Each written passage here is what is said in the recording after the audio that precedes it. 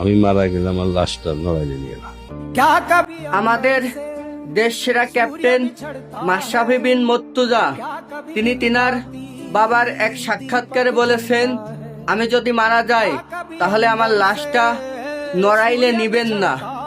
একজন মানুষ কতটা কষ্ট পাইলে এই কথাটা বলতে পারে, আপনারা কি একবার ভেবেছেন? আমাদের দেশ সেরা ক্যাপ্টেন মাশরাফি বিন মুর্তজা তিনি আমাদের দেশের জন্য কি না করছে। তিনার অধিনায়কের নেতৃত্বে যখন আমাদের বাংলাদেশের ক্রিকেট টিম খেলতো, তখন যে কোনো দেশের ক্রিকেটের প্লেয়াররা ভয়তে থরথরায় কাঁপতো, না জানি আজকেরা কি হয়।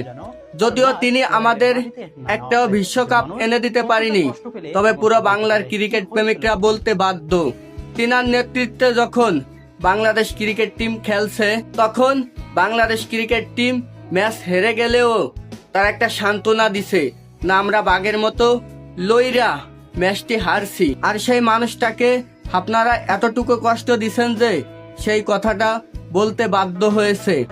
আসলে মাশরাফি ভাই, আপনি কি জানেন আমাদের বাংলাদেশে চোর ডাকাতি এতটাই ভরে গেছে যে বাংলাদেশের মানুষ এখন ভালো মানুষকে দাম দেয় না।